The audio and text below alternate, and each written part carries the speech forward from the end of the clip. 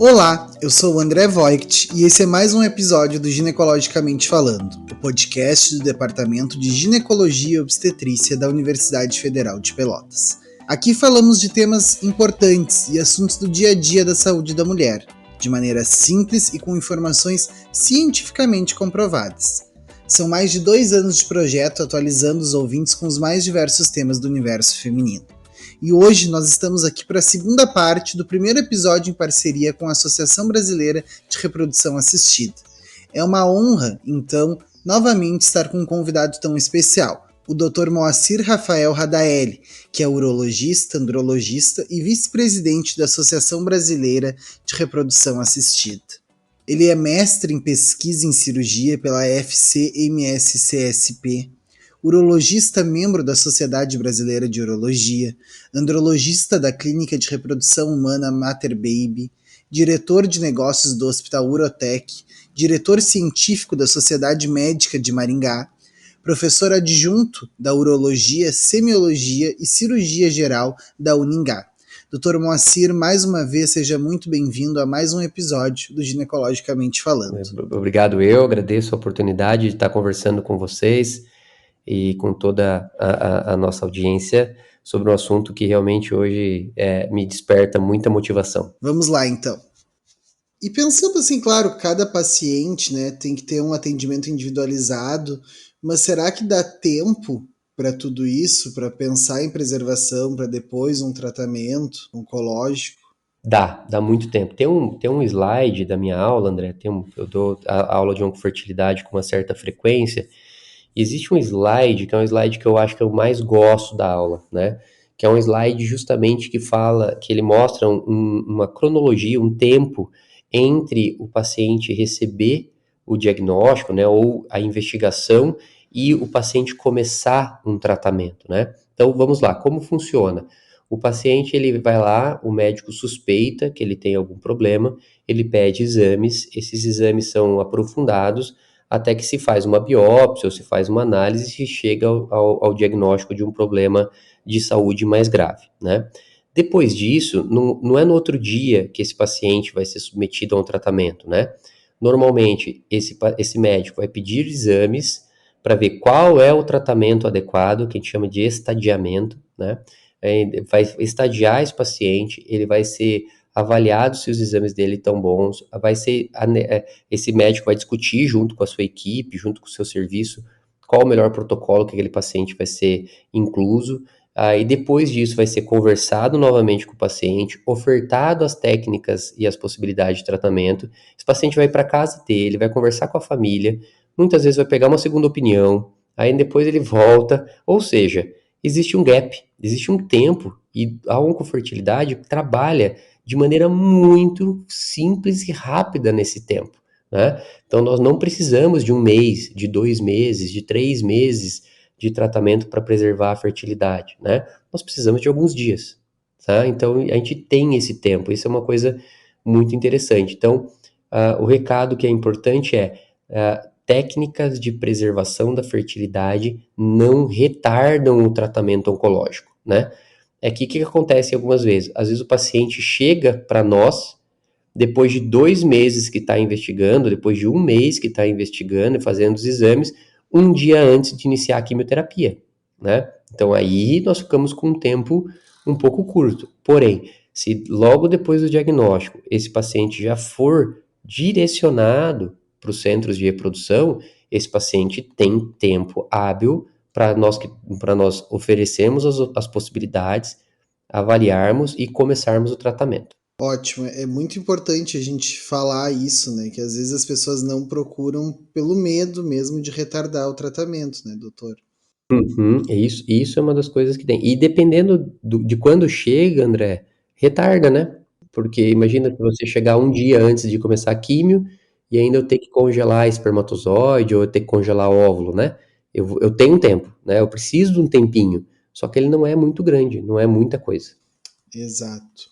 E quais seriam, então, doutor, as possibilidades de terapias nos casos das mulheres para a futura preservação da fertilidade?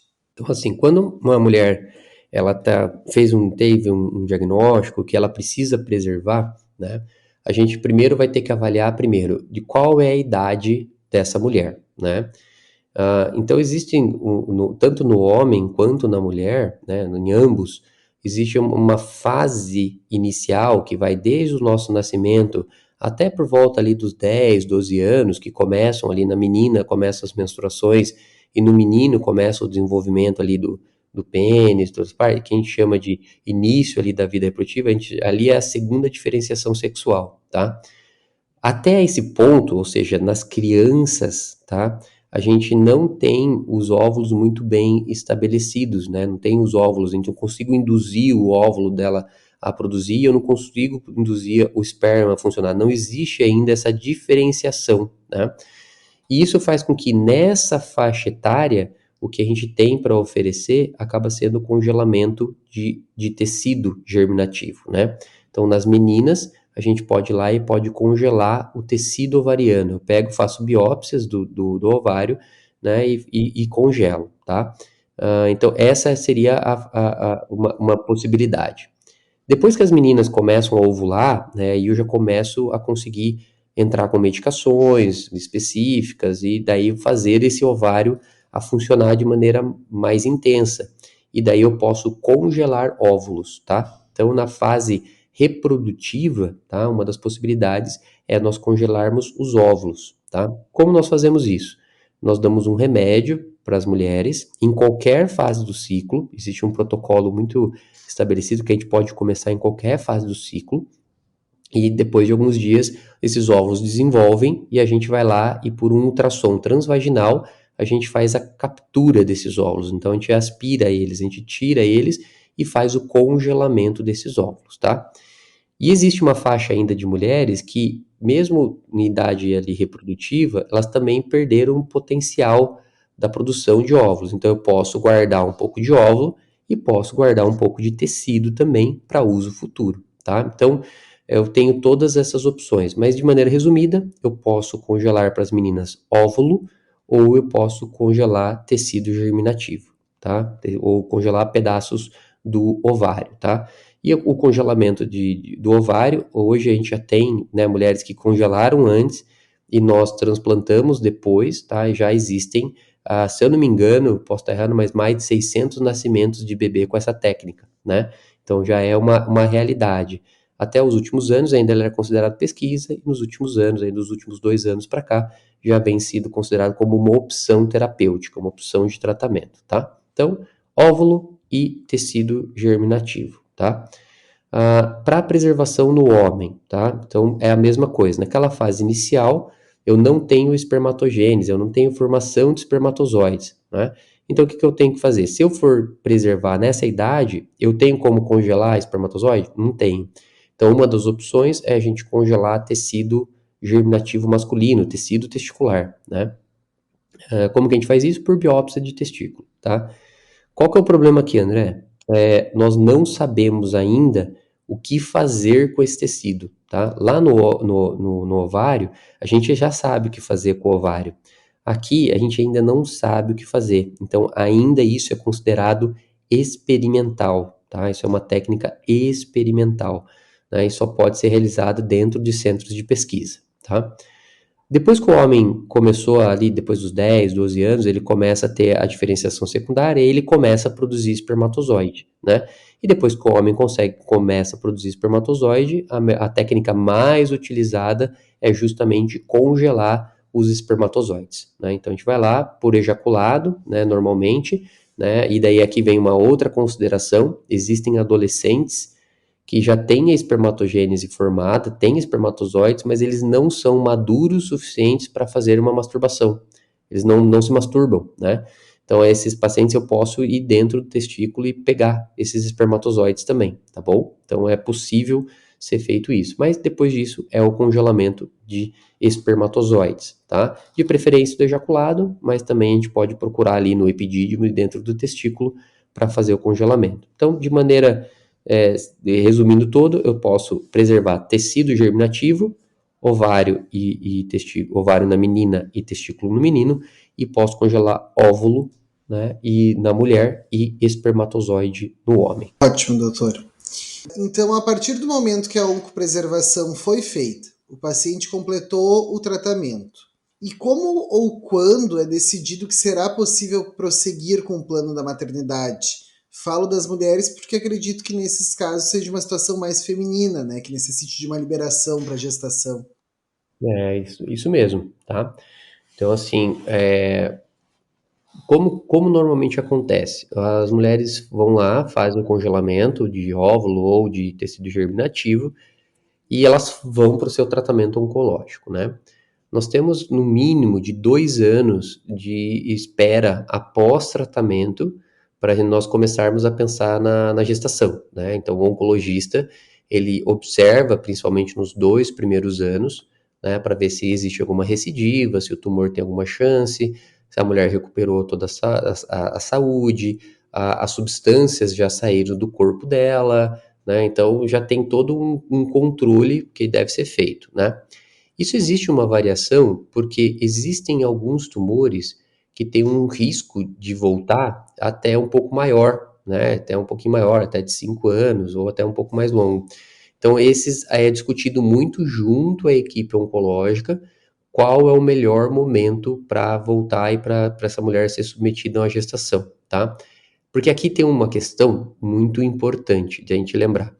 Alguns dos tumores ginecológicos, eles são suscetíveis ou podem ser induzidos por conta da presença de hormônios, né? Então, e durante a gestação, nós sabemos que tem uma enxurrada de hormônios, né? Em especial a progesterona. Então, isso, lógico, tem que ser muito bem avaliado, né? A gente tem que estar sem evidência de doença para que a gente não corra o risco, né? Durante o período de gestação ou por conta da gestação, aquele tumor voltar, né? Então, existe todo um controle, né? De qual é a patologia de base, qual é a evolução, qual são a responsividade desse tumor aos hormônios, se já está na hora, se o útero tem condições, se a mulher tem condições, psicologicamente ela está tudo bem. Então existe todo um critério da oncologia e nosso, né, dos centros de reprodução, para que a gente libere essa paciente, tá? Mas normalmente, André, em menos de 2 anos isso não acontece, tá bom? A gente tem um mínimo aí de 2 anos em média para que a gente comece a pensar, né? E daí tem a questão de idade materna, e tem tudo isso que a gente leva muito em consideração e os riscos da gestação depois disso mesmo, né? E para você ter uma ideia, ou existe algumas possibilidades de ter, por exemplo, você ter uma mulher que tem o seu óvulo, né? Mas ela não tem mais condição dela, durante o tratamento, ela ficou sem o útero dela, mas ela tinha congelado óvulos, tá? E daí, é possível ela gestar? Não, não tem como ela fazer a gestação, mas existe a barriga de aluguel, né? O útero, a gente chama de útero de substituição, que alguém da família vai lá e recebe um embrião, tem o filho e o filho é dela, né? Então, aí depois a gente tem várias saídas, digamos assim, para tratar isso daí. Isso é possível no Brasil também, então, doutor, essa barriga de aluguel? Sim, sim, é possível sim, tá? Essa lei já não é uma lei nova, uma lei bem antiga, né? Ela tem se mantido, né? Existem alguns critérios que nós temos que, né, que se organizar, o parentesco, a proximidade e tudo isso, mas ela é uma possibilidade sim. E pensando nos resultados, doutor, da oncopreservação, assim, depois da efetivação da gestação, eles são bons? Qual a experiência do senhor nesse sentido? Então, assim, preservar, tá? Então, assim, congelar. Hoje as técnicas de congelamento tanto de tecido quanto de óvulo e espermatozoide, são técnicas muito bem estabelecidas, tá? Então, nós sabemos como congelar, né? Então, quando a gente congela óvulo, hoje a taxa de recuperação é em torno de 92 até 100%, tá? Ou seja, a grande maioria dos óvulos que nós congelamos, nós descongelamos, tá? O tecido germinativo também, já existem protocolos muito bons de congelamento e descongelamento, tá? Inclusive por métodos diferentes, tá? Métodos que a gente chama de congelamento lento ou até de vitrificação. Ambos têm resultados muito bons, tá? O resultado, ele é semelhante ao resultado que a gente tem de pacientes não oncológicas, né? Então, pacientes que fizeram tratamentos ou decidiram congelar por conta da idade ou por conta de um congelamento social ou alguma coisa assim, as taxas de recuperação, fertilização e gravidez, elas se mantêm, né? Então, não existe uma queda. É óbvio que tem mulheres que congelam, e daí aqui vem um detalhe importante, que talvez essa pergunta seja muito, muito importante, é que quando nós congelamos tecido, espermatozoide, óvulo, nós não estamos congelando o bebê, né? Nós estamos congelando uma célula potencial de virar um bebê, né? Depois disso, tem que fertilizar, ele tem que ser colocado dentro do útero, tem que grudar no útero, tem que evoluir, tem que crescer, tem que passar por todas as dificuldades ali da gestação até o bebê nascer, né? Então, existe toda uma história depois desse congelamento, né? Tá? Mas não existe uma piora nos resultados, né? Então, a gente sabe que fazendo por tudo, e daí tem várias variáveis, né? Então, depende da qualidade do óvulo, depende da qualidade, quando que o óvulo foi congelado. Um óvulo que foi congelado numa mulher de 20 anos, a chance de gravidez é diferente de um óvulo de uma mulher que foi congelada aos 38 anos, né? Então, existem diferenças nesse sentido, existem possibilidade de machucados no útero, né, de lesões no útero, de coisa. Então, existem uma variedade de fatores que deve ser contornado ali, que pode ser, mas, de maneira geral, as chances são iguais daquelas mulheres que congelaram, tá? Então, são boas as nossas, né, a utilização desses materiais após o tratamento oncológico.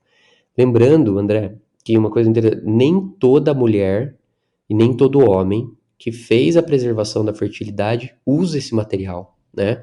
Alguns deles recuperam o potencial fértil e tem, por exemplo, gravidez natural em casa, né? O homem também até zerou o esperma e depois volta a produzir e consegue engravidar naturalmente, né? Existe esse grupo de pacientes, né? Então, a gente sabe que uma minoria de casais voltam para os bancos para procurar, né? Então, tem a maioria, um grande grupo consegue ainda uma gravidez espontânea, né? Então, mas todos eles relatam que a preservação da fertilidade deu muita energia, deu muito pensamento positivo, deu muita esperança, até mesmo porque o tratamento oncológico tivesse o resultado que teve, tá? Então, mesmo para aqueles que não usam, o feedback que eles têm em relação a isso é muito positivo. Que bom, doutor. E dentro dessa temática, assim, tem muitos paradigmas que precisam ser quebrados ainda, né? Muitos preconceitos sobre o assunto. Uhum. Então é muito importante a gente ter podcasts, por exemplo, como isso, para as pessoas se esclarecerem um pouco mais sobre o assunto, né?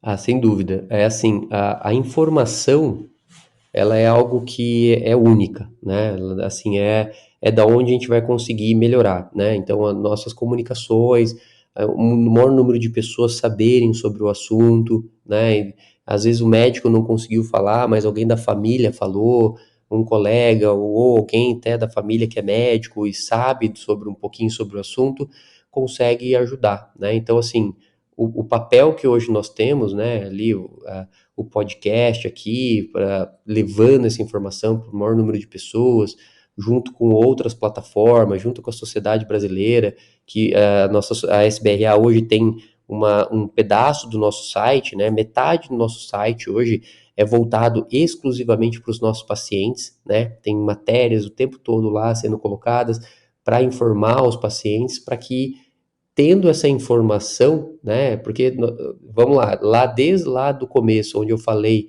da abordagem do oncologista, é a informação, né? A informação seguida do acesso que faz que a oncofertilidade seja uma área que possa evoluir. Exatamente. E pensando em formação, em acesso também, que o senhor comentou agora, o senhor falou antes um pouco, mas esses tratamentos, eles são exclusivamente privados ou algum convênio cobre? Ou existem instituições do SUS também que conseguem realizá-los? Como é que é? É, existe, assim, a grande maioria são centros privados, tá?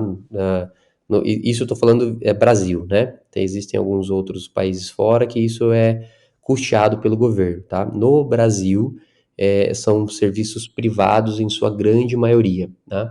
Existem alguns serviços públicos que disponibilizam, né, essa parte da preservação da fertilidade, porém, como são situações sempre muito rápidas, né, então a gente também não pode ficar postergando, né, eles não conseguem, e por ter limitações financeiras, né, todos esses serviços, eles trabalham com dinheiro muito limitado para eles, né, eles não conseguem dar acesso a essa parte pelo SUS para toda uma população, né? Então, hoje, a grande maioria desses pacientes ainda se encontra dentro dos serviços privados, né? Até o momento, os planos de saúde, né, por normativa aí da ANS, eles ainda não garantem isso, né, aos usuários dos planos de saúde, o acesso aos tratamentos de reprodução, né? Então, tem duas áreas, são as cirurgias plásticas e a reprodução humana, né? São duas áreas que ainda encontram-se fora aí do atendimento, tá? Então, normalmente, essa é uma daquelas questões que eu pontuei, que o acesso ainda é uma das coisas que pode dificultar um pouquinho o congelamento aí e a preservação da fertilidade. Doutor, creio que estejamos então nos encaminhando para o final. O senhor gostaria de abordar mais algum assunto que tenha passado sem conversarmos? E também já gostaria que o senhor deixasse uma mensagem para os profissionais da área de saúde que auxiliam os pacientes nessa difícil caminhada, que é a luta contra o câncer, né? E creio que para muitos esse assunto seja uma novidade e que seja a oportunidade de se abrir uma nova porta, né? Como a gente falou sobre a informação. Ah, legal. Então, algumas coisas que são pontuais que eu gostaria de deixar a mensagem é que existe, né? Primeiro que existe a preservação da fertilidade. Nós temos várias estratégias. Muitas vezes nós podemos utilizar 2 ou 3 estratégias para o mesmo paciente para tentar melhorar a preservação da fertilidade, né? Não, existem algumas situações que realmente são mais complexas e existem inúmeros grupos, um deles é o grupo que eu faço parte, mas inúmeros grupos ao redor do mundo que estão atrás de soluções para esses casos que são mais difíceis, né? Casos onde a gente já tem a ausência de tecido bom antes do tratamento, né? Ou alguma situação onde a resposta não é boa. Existem inúmeros grupos que se dedicam dia e noite a achar essas soluções, né? Assim como o nosso grupo, em 2000, foi um dos pioneiros ali para encontrar uma solução para a preservação da fertilidade, né? E a gente apresentou isso no congresso em 2002, da preservação de tecido germinativo, e depois a gente viu todo um caminhar da sociedade dedicado ao tecido germinativo até o ponto hoje que o tecido germinativo feminino, o ovário, deixou de ser uma técnica experimental, passando a ser uma técnica acrescentada em guidelines, né, em protocolos de várias sociedades. Então, existe muita gente trabalhando para isso, né, e existem muitos grupos que trabalham em relação a isso. A oncofertilidade ela é uma área muito humana, porque nós trabalhamos diretamente com um grande medo, né, um momento muito difícil da vida das pessoas, onde elas estão vendo ali na frente, né, uma situação de morte, um medo, um medo de sequelas muito grande,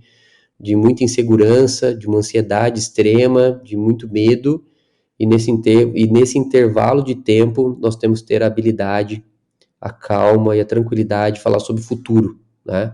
Pois nós acreditamos que os oncologistas vão ter sucesso no tratamento, que o nosso paciente vai responder ao tratamento e lá na frente os sonhos dele vão continuar se tornando realidade, dentre eles o potencial fértil ou a possibilidade de uma gestação, né?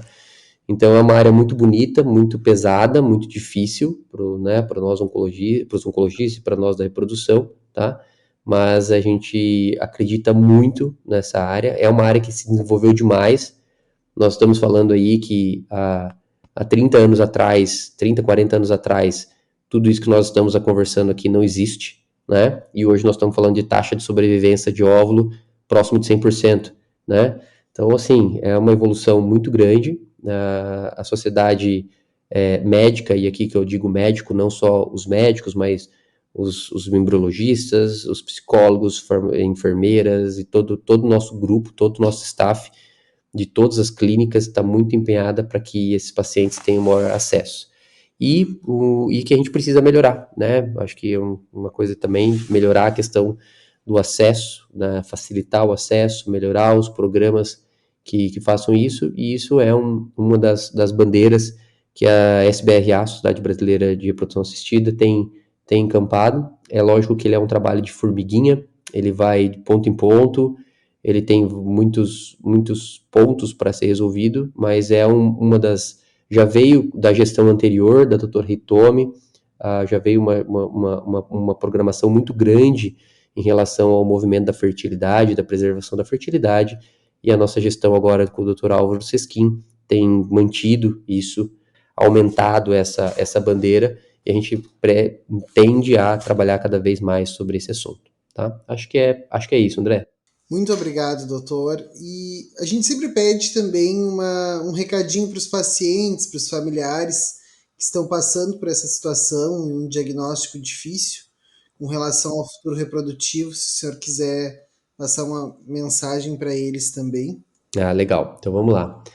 A todos os pacientes e familiares, né, nós médicos, apesar de vivenciar isso todos os dias, né, e entender o sofrimento de vocês, a gente não dorme junto com vocês na angústia de vocês de resolver os problemas, né?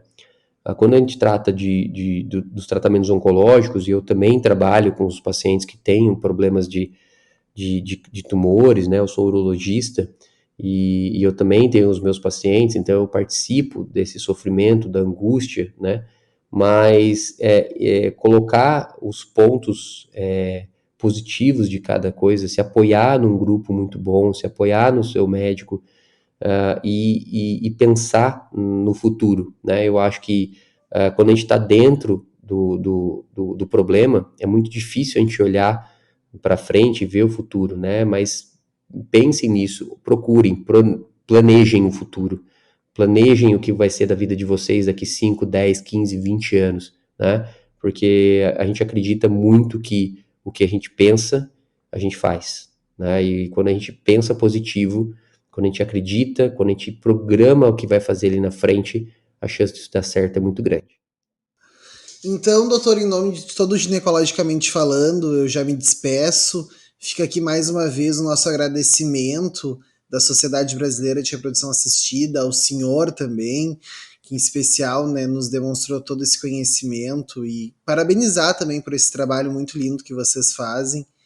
E peço também a todos os ouvintes que estejam ouvindo que, caso acharem interessante, compartilharem, né, com seus amigos, conhecidos, para nos seguir também nas plataformas, que é muito importante para a gente difundir, né, toda essa informação e esse conteúdo. É isso aí, André. Eu que agradeço a oportunidade de estar aqui com vocês, em nome da SBRA, da Sociedade Brasileira de Reprodução Assistida.